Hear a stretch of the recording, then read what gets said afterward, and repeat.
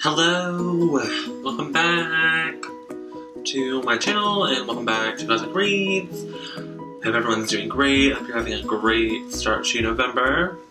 I certainly am. Sort of. I mean, I'm ready to get school over with. I'm so over it. But that's another whole other story. So I really hope everyone's doing great and I'm glad I can make another video finally. So yeah, today I'm going to be doing something different, sort of. I mean, for me, it's different. I'm doing a video review on Rainbow Rowell's Carry On. I've never done a video review before, so it's kind of new to me. I'm not really sure what to do, so I guess I'll just, talk about the book, and since, that's what a review is. So, Carry On by Rainbow Rowell was stemmed from her, previous novel, Fangirl, which I do recommend very much, by the way. If anyone knows me, you know that Levi is my favorite book boyfriend. So yeah, definitely, you don't have to read Fangirl to know what's going on in this, of course, but read it anyway because it's a great novel. In Fangirl, Rainbow created a fictional book series called, it was the Simon Snow series, which is loosely based off of Harry Potter, I'm assuming. And the author was Gemma T. Leslie or whatever, and Simon is the subject of much fanfiction written by Kath, who believed Simon and Baz, who's the bad guy, sort of, they were in love. So basically kind of a Harry and Draco type thing.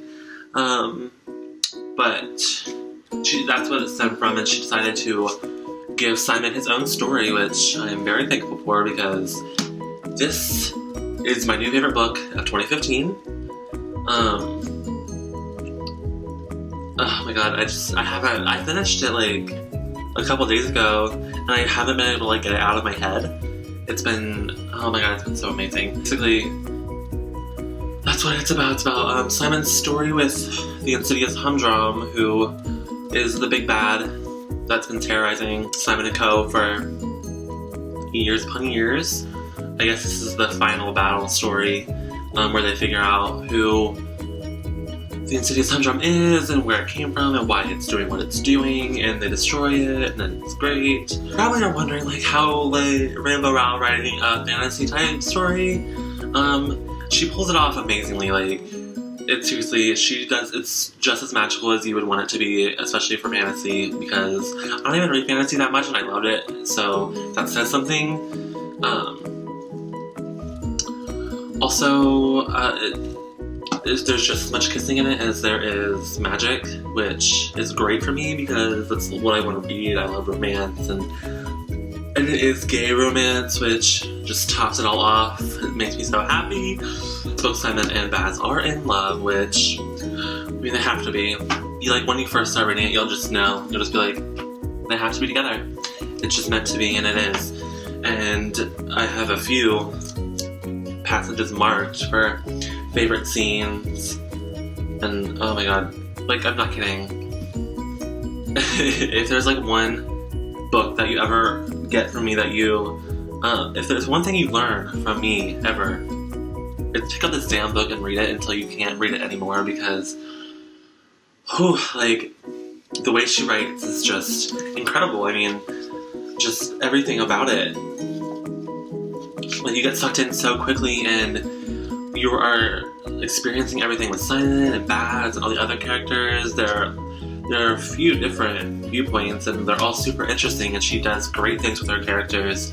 She's always been like that. She always creates amazing characters. I mean, Kath and Levi from Fangirl are two of my all-time favorite book characters ever, and so it was amazing to see her write this finally, especially because we only got snippets of Simon's story in Fangirl, and so it was seriously this was the best idea ever to write this book, and oh my god, I can't get over it. I don't know what to say because it's just so damn good. And I love how long her books are. She always writes super long books, and it's my favorite because I just never want to put them down. I took my time with this. It took me a few days to read it, which is not normal for me. Books usually, I can usually read them really fast, but I wanted to slow this down because I wanted to savor it. Like, oh my god, there are sometimes where I would just like make myself not read because I didn't want to go through it too fast, and also because I have other stuff to do, but that's not the point.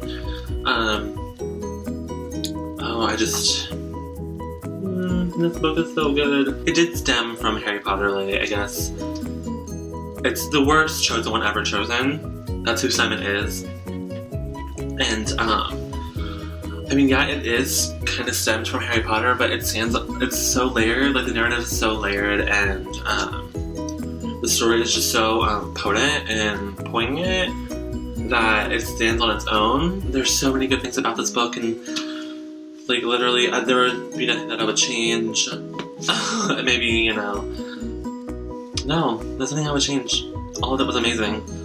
Like, even the exposition and just explaining everything was super intriguing. I mean, the way that they cast spells are from, I guess you call them cliches. Like, what's that spell they use? They use them from like phrases that everyone uses, and that's how the phrases become magic. Is because so many people are using them and thinking about them all the time that the words become magic, and people with magic and who can speak magic, they're able to cast spells using all these like super used phrases. And I thought that was really interesting to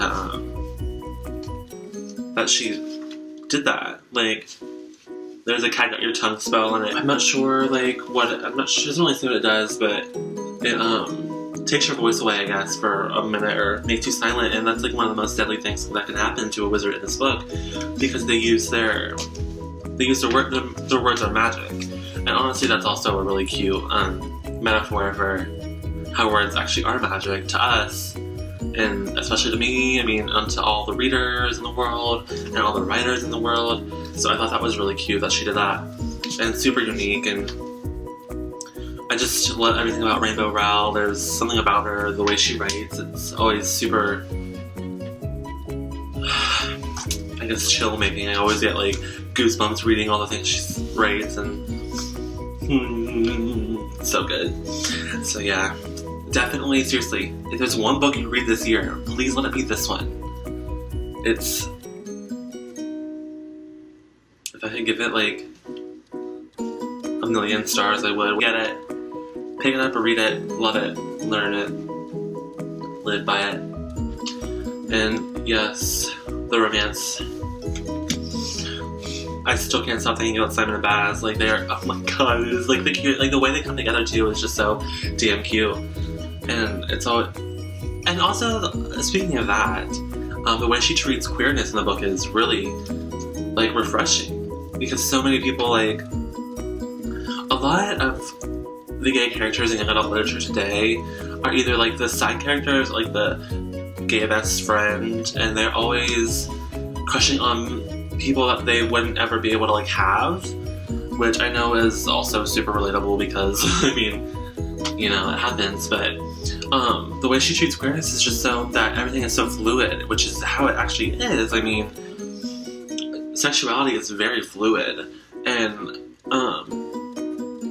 like, I identify as a gay male, yes, but I could also see myself as a girl. Like, I mean, I just think that sexuality is super fluid, and the way that Simon is treated, that treats his queerness, is also really, like, it's really cool because, I mean, he never really thought about it until the point, there's a point in this book where he thinks about it, and I don't know, just the way she treats it is super refreshing and very cool.